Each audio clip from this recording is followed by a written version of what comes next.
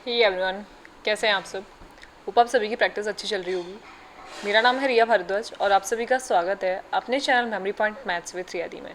Last हम लोगों ने एक्सरसाइज नंबर 11.1 का क्वेश्चन नंबर 7 तक कंप्लीट कर लिया था। आज स्टार्ट करते हैं क्वेश्चन नंबर 8 से। तो विदाउट डिले रीड आउट करते हैं क्वेश्चन नंबर 8। तो क्वेश्चन नंबर 8 है हमारा, a horse is tied to a peg at one corner of a square shaped grass field of side 15 centimetre by mean of a 5 metre long rope. ठीक है, तो ये क्या कह रहा है, एक हॉर्स है जो कि एक कॉर्नर पर, एक स्क्वायर शेप्ड ग्रास फील्ड है जिसके कॉर्नर पर बंधा हुआ है, और उस स्क्वायर जो हमारा फील्ड है उसका साइड हमें कितना गिवन है, 15 मीटर। तो यानी साइड ऑफ स्क्वायर हमें गिवन है 15 मीटर्स की हो गई हमारी जो स्क्वायर की साइड्स हो गई वो। और ये क्या कह रहा है कि 5 मीटर लॉन्ग रोप है जिससे वो बंध रहा है, यानी उसका जो रोप है वो कम्प्लीटली 5 मीटर का बन रहा है। अब हमें क्या फाइंड करना है, the area of that part of the field is that in which the horse was grace. ठीक है, तो उस 5 मीटर रोप से जितना बंधा हुआ है वो उतना दूर तक ही वो ग्रेजिंग कर सकता है। तो 5 मीटर लॉन्ग रोप से बंधा हुआ है यानी कि वो इस बीच 5 मीटर के बीच बीच में ही ग्रेजिंग कर पाएगा। तो हम लोगों को पहला जो निकालना है वो हमें फाइंड करना है the area of the part of the field in which the horse was grace. तो ये जो एरिया है, इतना एरिया, इस बीच में ही जो है हॉर्स हमारा ग्रेस कर पाएगा, क्योंकि 5 मीटर तक उसकी रोप जो है वो बंधी हुई है।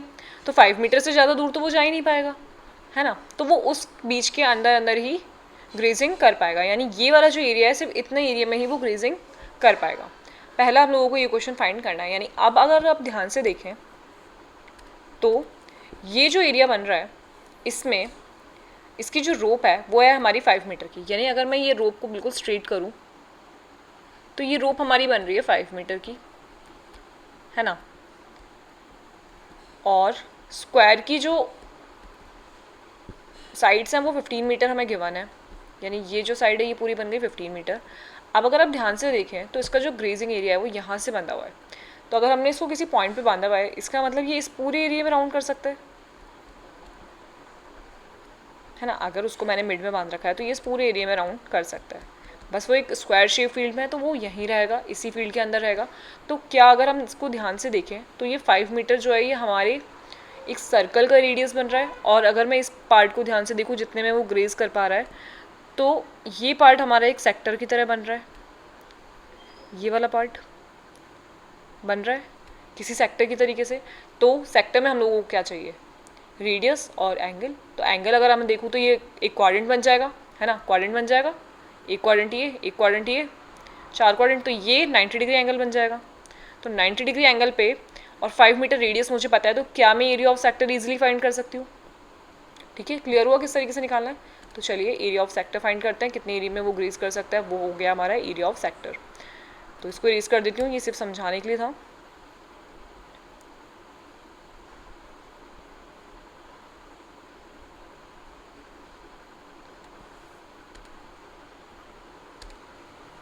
चलिए तो सॉल्यूशन स्टार्ट करते हैं और हमें जो गिवन है वो लिखते हैं। तो रेडियस जो है हमारी, रेडियस ऑफ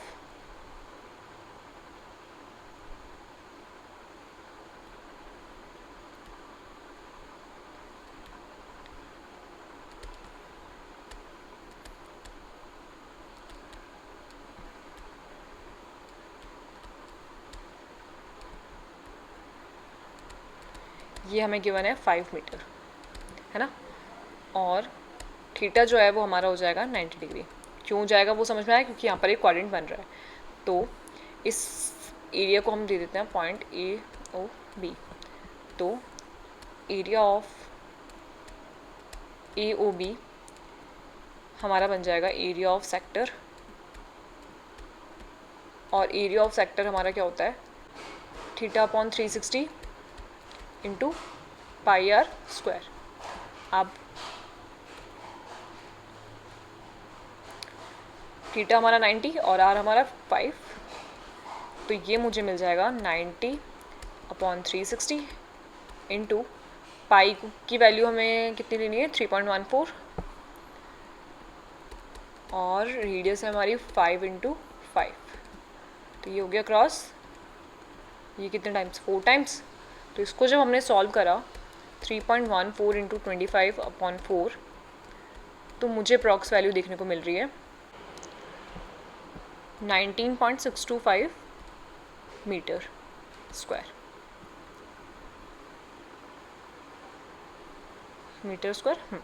तो ये हो गया हमारा फर्स्ट का आंसर। ठीक है, इजी था।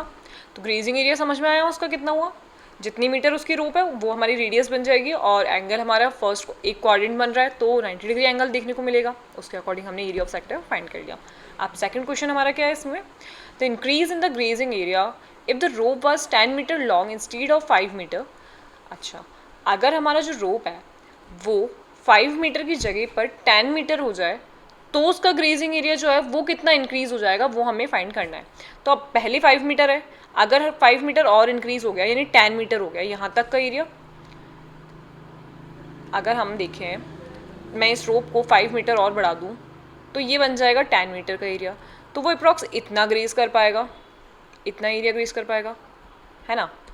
तो इतना एरिया अगर वो ग्रेजिंग करेगा तो हमें ही बताना है कि उसका ग्रेजिंग एरिया जो है वो कितना बढ़ गया। तो पहले 5 मीटर था उसमें वो इतना यहाँ तक ग्रेज कर पा रहा था, ये जो हाईलाइटेड एरिया है। अब 10 मीटर में वो इतना कर पाएगा, तो हम क्या करेंगे, पुराने वाले में से नए वाले में से पुराने वाले को माइनस कर देंगे, तो हमें पता चल जाएगा कि 5 मीटर रोप को और बढ़ाने से हमारा जो ग्रेजिंग एरिया वो कितना इंक्रीज़ हुआ। ठीक है, तो करना हमें सेम ही चीज़ है, हमें area of sector he find करना है, बट इस बार हमारी रेडियस कितनी होगी, इस बार हमारी रेडियस होगी 10 मीटर, क्योंकि हमने रोप जो है वो इंक्रीज़ कर दिया। तो उसका ग्रेजिंग एरिया फाइंड करेंगे एरिया ऑफ सेक्टर से, और पुराने वाले ग्रेजिंग एरिया में से माइनस करके कितना इंक्रीज़ हुआ ये बता देंगे। ठीक है, क्लियर है। चलिए सेकंड क्वेश्चन देखते हैं। तो सेकंड क्वेश्चन है एरिया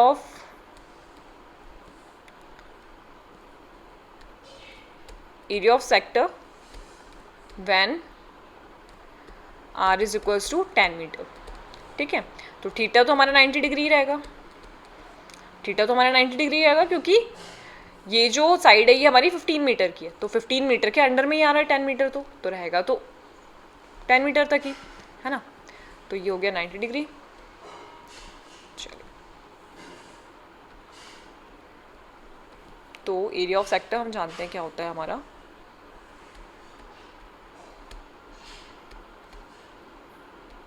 सेक्टर कौन सा बना देते हैं, इसको ओ पॉइंट ये रहने देते हैं और ये वाला बना देते हैं बी, यहाँ तक नहीं थोड़ा सा नीचे देख लेते हैं, बी तो हो गया, सी और डी,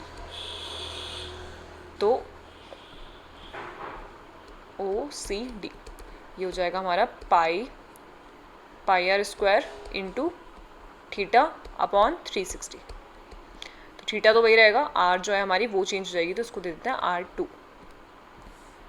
तो 3.14 इंटू 10 और ये तो वही रहेगा हमारा 90/360। तो उसको कट करा, ये हो गया 4 टाइम्स कट, और ये कितना मिला हम लोगों को 3.14 इंटू 100/4, ये वैल्यू मुझे अप्रॉक्स देखने को मिलेगी 78.5 मीटर स्क्वायर। अच्छा, अब ये जो एरिया है ये वो एरिया है जो 10 मीटर रोप करने से हमारे पास आया, ग्रेजिंग करने से, बट पुराने वाले से कितना इंक्रीज़ हुआ ये देखना है, तो नए वाले में से पुराने वाले को माइनस कर दो, तो जो इंक्रीजिंग एरिया है वो आ जाएगा। So increase in grazing area is equals to कितना हो जाएगा, 78.5 में से माइनस कर दो 19.625 को, तो 78.5 में से माइनस कर दिया 19.625, तो कितना मिला 58.875 मीटर स्क्वायर। ये हो गया हमारा आंसर।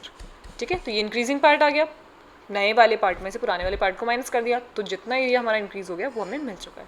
इजी क्वेश्चन था बिल्कुल, पढ़ लीजिए पूरे क्वेश्चन को, पढ़िए।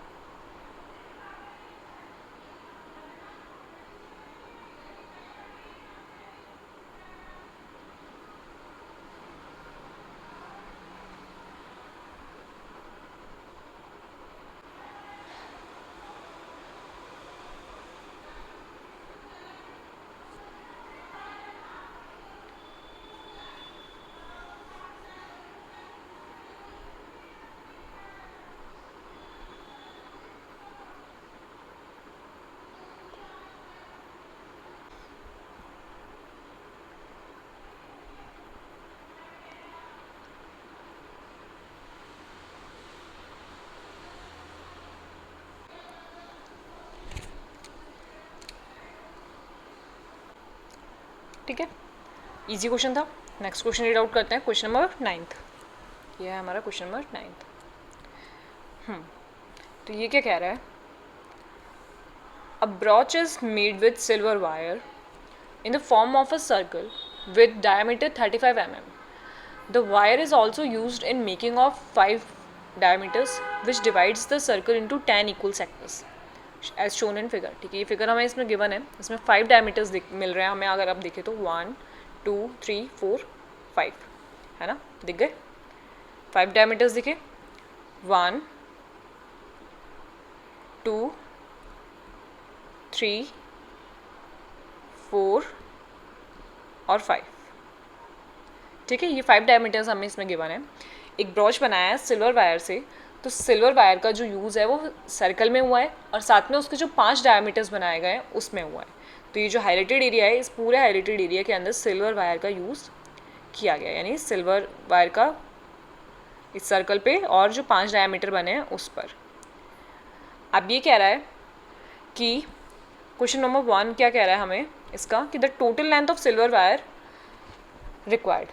अच्छा, तो टोटल लेंथ हमें पता करनी है। तो एक तो मुझे बताइए सर्कल पे बनाए, तो सर्कल का सर्कमफेरेंस पैरामीटर ऑफ सर्कल निकाल लेंगे और साथ में 5 डायमीटर्स पे लगाए, तो 5 डायमीटर्स की जो लेंथ बनेगी वो उन दोनों को ऐड कर लेंगे, तो हमें टोटल रिक्वायर्ड सिल्वर जो है वो पता चल जाएगी, क्योंकि इन जगह पे हम लोगों ने सिल्वर लगाया है। ठीक है, तो सॉल्यूशन स्टार्ट करते हैं और मुझे ये बताइए क्वेश्चन में जो गिवन है वो लिखते हैं। सबसे पहले गिवन है हमें कि डायमीटर जो है हमारा वो है हमारा 35 mm का, है ना। तो the wire is used in making 5 diameters, तो 5 डायमीटर्स बनाए तो 35 × 5 कर देंगे, क्योंकि एक डायमीटर हमारा 35 mm का है। तो 5 डायमीटर्स जो हैं हर 5 डायमीटर्स से क्रॉस करा गया, उसको बांटा गया, डिवाइड किया गया, तो 5 × 35 कर देंगे, तो 5 डायमीटर्स की आ जाएगी लेंथ जो हम लोगों को सिल्वर वायर में चाहिए। और साथ में हमें क्या चाहिए 35 जो हम, और साथ में हमें क्या चाहिए जो हम लोगों को सर्कल में हमने लगाया सर्कल के पैरामीटर में, तो सर्कल का पैरामीटर निकाल लेंगे और उससे सर्कल का पैरामीटर पता चल जाएगा। तो डायमीटर हमें गिवन है और यहाँ से हम क्या फाइंड कर लेंगे, पहले यहाँ से रेडियस फाइंड कर लेते हैं, क्योंकि रेडियस हमें आगे ज़रूरत पड़ेगी, तो उसको गिवन में लिख देते हैं। तो 35/2 ये हो गई हमारी रेडियस। और क्या बताया, बस यही बताएं। तो फर्स्ट क्वेश्चन के अकॉर्डिंग टोटल लेंथ जो है हमारी वो जाएगी लेंथ ऑफ 5 डायमीटर्स, है ना, और प्लस पैरामीटर ऑफ सर्कल, यही होगा। एक तो सर्कल में जितना वायर लगा और 5 मीटर्स के डायमीटर में 5 डायमीटर्स में जितना वायर लगा वो हो जाएगा हमारा टोटल सिल्वर का length, total length of silver. यही फाइंड करना है हमें फर्स्ट क्वेश्चन में। तो लेंथ ऑफ 5 डायमीटर्स हो जाएगी, एक की अगर 35 है तो 5 की हो जाएगी 5 × 35, और ये हो जाएगा हमारा 2πr। ठीक है, क्या मुझे आर पता है 35/2, तो ये हो जाएगा 535 प्लस 2 × 22/7। कुछ दिया हुआ है क्या पाई को यूज़ करने के लिए, नहीं दिया हुआ। तो आर कितना हो जाएगा 35/2, इस 2 से ये 2 क्रॉस, इससे ये 5 टाइम क्रॉस, और कुछ क्रॉस हो रहा है नहीं। तो ये हो जाएगी मेरी वैल्यू 5 × 35 प्लस 22 × 5, यही बच रहा है। तो ये वैल्यू मुझे अप्रॉक्स मिल रही है 285 mm में चल रहा है, तो mm में चलने दीजिए। ये हो जाएगा हमारा टोटल लेंथ। ठीक है, समझ आया क्वेश्चन। फर्स्ट जो है हमारा क्या बन रहा है, सिल्वर जहाँ जहाँ हमने यूज़ करा उसका वैल्यू हमने फाइंड कर लिया, डायमीटर्स की लेंथ निकाल के और सर्कल का पैरामीटर निकाल के।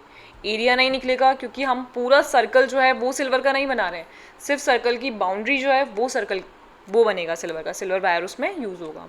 ठीक है, नेक्स्ट है the area of each sector of brooch. अच्छा, अब 5 मीटर से इसको डिवाइड कर रहे हैं हम 10 इक्वल पार्ट्स में, 10 इक्वल पार्ट्स बन रहे हैं। तो हमें क्या करना है, find the area of each sector of brooch. Her sector का एरिया हम लोगों को फाइंड करना है, मतलब किसी भी एक का फाइंड कर लीजिए तो वो सब सेम ही होते हैं, सब सेम ही है उसके। तो ईच सेक्टर ऑफ ब्रॉच का एरिया हम फाइंड करेंगे। तो अगर हम ध्यान से देखें तो ये बन रहा है हमारा, क्या बन रहा है, सेक्टर, सेक्टर ही बन रहा है ना, तो सेक्टर बन रहा है। अच्छा, अब सेक्टर बन रहा है तो हम लोगों को इसके अंदर क्या नहीं पता है, रेडियस पता है, रेडियस तो पता है 35/2, बट हमें इसके अंदर एंगल नहीं पता है। तो हम लोग क्या करें, एंगल नहीं पता है, तो जब तक एंगल नहीं पता होगा जब तक कैसे फाइंड करेंगे, तो एंगल निकालना पड़ेगा, थीटा निकालना पड़ेगा। थीटा कैसे निकलेगा, मुझे ये बताइए, ये पूरा एंगल कितना है, कितना है 360, और कितने सेक्टर्स बन रहे हैं टोटल, 10, 10 इक्वल सेक्टर्स। तो 10 इक्वल सेक्टर्स हैं, ओवरऑल जो थीटा बन रहा है वो बनेगा 360। तो 10 थीटा जो बनेंगे, 10 अलग अलग एंगल बनेंगे 10 सेक्टर्स के लिए, तो 10 एंगल्स के लिए थीटा कितना हो जाएगा 360/10, तो सारे इक्वल में डिवाइड हो जाएंगे, तो कितना बचा 36। तो एक बच गया हमारा 36 का। ऐसे कर करके 10 की 10 जो है सब 36 एंगल, 36 डिग्री एंगल के बन जाएंगे, तो टोटल हमारा 360 हो जाएगा। तो किस तरीके से फाइंड करा, समझ आया कि हम ये जानते हैं कि पूरे सर्कल का जो है वो 360 डिग्री हम लोगों को देखने को मिल रहा है। अब एक थीटा जो है हमारा एक सेक्टर के लिए वो बनेगा हमारा 36, क्योंकि पूरे सर्कल पे हमारे 10 सेक्टर्स हैं, तो 360 इंटू 10, 360 डिवाइडेबल बाय 10, तो हो जाएगा 36। ठीक है, 36 डिग्री हम लोगों को वैल्यू इसमें देखने को मिलेगी। चलिए, तो सेकंड क्वेश्चन जो है हमारा वो लिखते हैं। सेकंड क्वेश्चन में सबसे पहले मुझे थीटा नहीं पता है, तो थीटा निकालेंगे 360 इंटू 10 करके, यानी 36 डिग्री। ठीक है, क्योंकि ये 10 इक्वल पार्ट्स में डिवाइडेड है, तो सबके थीटा जो है वो 36 डिग्री हो जाएगा। अब एरिया ऑफ सेक्टर निकालना है, एरिया ऑफ ईच सेक्टर, तो ये हो जाएगा हमारा वही pi r square into theta upon 360। तो वैल्यूज़ रखिए और देखते हैं हम लोगों को क्या वैल्यू देखने को मिलती है। तो ये हो जाएगा 22/7, और आर कितना है, आर कितना है 35/2, 35 नहीं, 35 तो डायमीटर है, 35/2 जो है वो उसका रेडियस है। तो 35/2 इंटू 35/2, थीटा हम लोगों को मिल चुका है 36/360। इसको कट करा 10 टाइम्स, ये कट हो गया 5 टाइम्स, ये कट हो गया कितने बार 11 टाइम्स,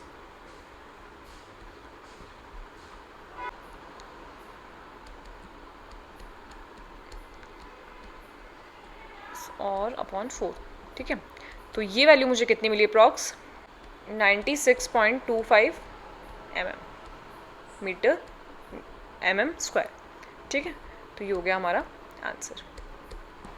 तो सभी जो हमारे सेक्टर्स हैं वो सभी इक्वल हैं, तो सभी का कितना हो जाएगा 96.25। इजी था क्वेश्चन, ठीक है, बिल्कुल इजी क्वेश्चन था, पढ़ लीजिए।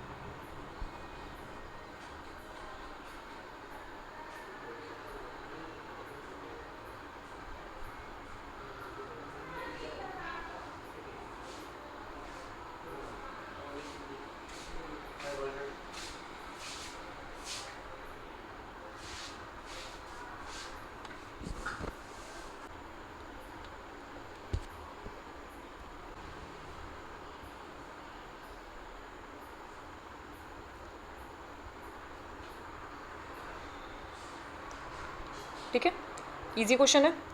अगला क्वेश्चन रीड आउट करते हैं, क्वेश्चन नंबर 10th। तो क्वेश्चन नंबर 10 हमें क्या कह रहा है,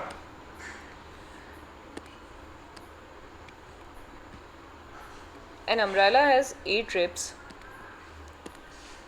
विच आर इक्वली स्पेस्ड। ये रहा एक फिगर हमें गिवन है 11.10।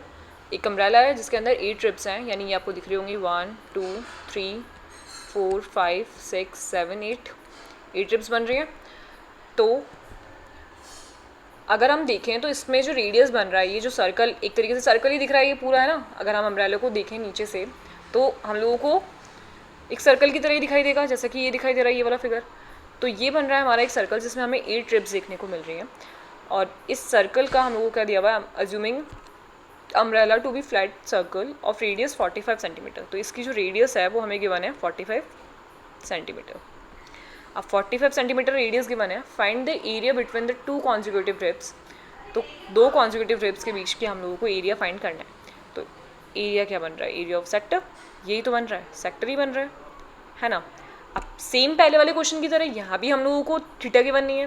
अब थीटा गिवन नहीं है तो कैसे फाइंड करें। इस बार हमारे जो सेक्टर्स हैं वो 8 सेक्टर्स बन रहे हैं। क्वेश्चन में हमें साफ गिवन है 8 रिब्स, 8 सेक्टर्स देखने को मिल रहे हैं आपको, 1 2 3 4 5 6 7 8। तो पूरा अगर 360 बन रहा है तो 8 रिब्स का कितना बनेगा, 360/8। तो जितना हम लोगों को मिलेगा उतना हमारा एक थीटा बन जाएगा, और सारे थीटा जो है वो हम लोगों को वही देखने को मिलेंगे। साथ में रेडियस गिवन है, तो क्या हम लोग easily area of sector find कर सकते हैं। ठीक है, तो समझ आया हम लोगों ने थीटा कैसे फाइंड करा। तो चलिए क्वेश्चन स्टार्ट करते हैं। तो इसमें हम लोगों को रेडियस गिवन है,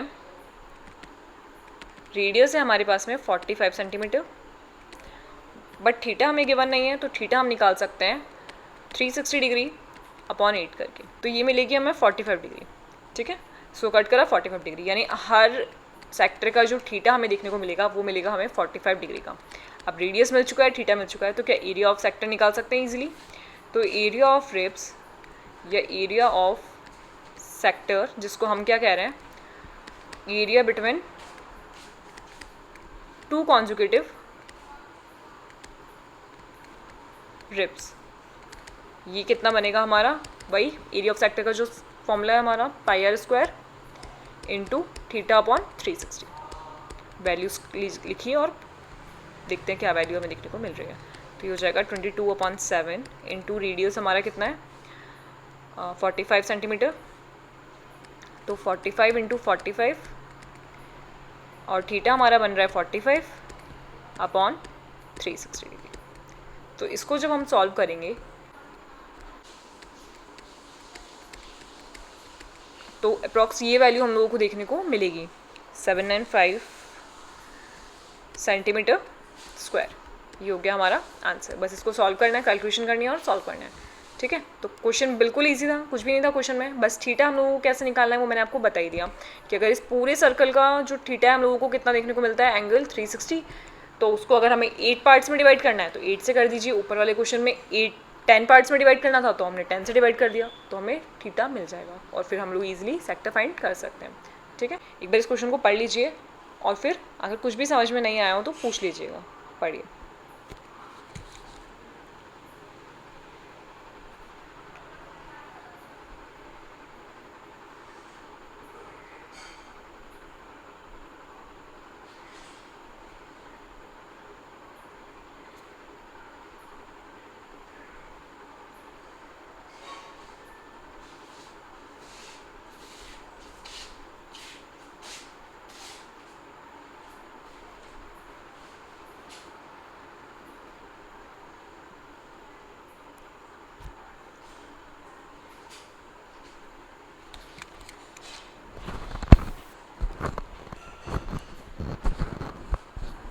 ओके, तो आज के जो हमारे तीनों क्वेश्चंस थे तीनों ही काफ़ी इजी थे।